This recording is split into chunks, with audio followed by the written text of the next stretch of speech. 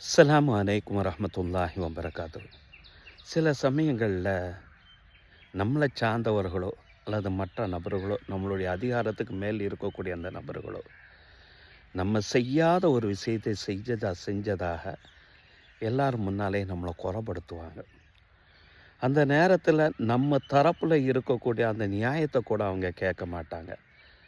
அவ்வாறு நம்ம தரப்பினுடைய நியாயத்தை சொன்னாலும் கூட கேட்கக்கூடிய மனநிலையில் அவங்களும் இருக்க மாட்டாங்க.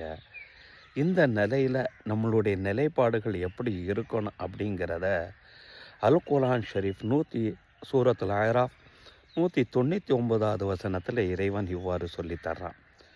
ஹுதில் ஆஃபுவ, அந்த இடத்துல மன்னிப்பை நீ தேர்ந்தெடுத்துக்கொள், கடைபிடிச்சிருங்க.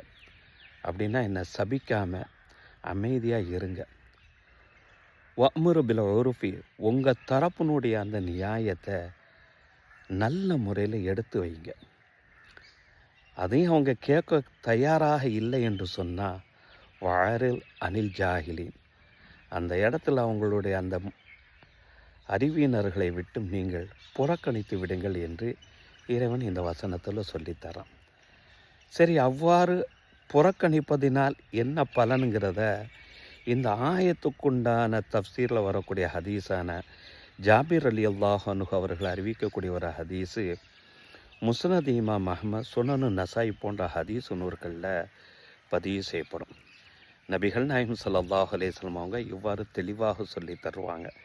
வயினிம்ரவுன் ஷத்தமக வ ஐயரக பியம்ரி லைஸ ஹுவ ஃபீக, உன்கிட்ட இல்லாத ஒரு விஷயத்தை குறைய சொல்லியோ இல்லாத ஒரு விஷயத்தை சொல்லி ஒரு மனுஷன் திட்டுகிறான் என்று சொன்னான், ஃபலா துஐயிருஹு பியம்ரின் ஹுவ ஃபீஹி, உன்னை திட்டக்கூடிய அந்த நபர்கிட்ட அந்த குணம் இருந்தாலும் சொல்ல அந்த குணத்தை சொல்லி நீ குறைப்படுத்தாத, அவனை நீ திட்டாத என்று சொன்ன நபி ஸல்லல்லாஹு அலைஹி வஸல்லம் தாஹு, அந்த இடத்துல அப்படியே நீ விற்று என்று சொன்னால் யக்கூனு பாலுஹு அலைஹி, நீ அவ்வாறு விட்டு விடுவது தான் அவனுக்கு எதிரான முடிவாக மாறிவிடும்.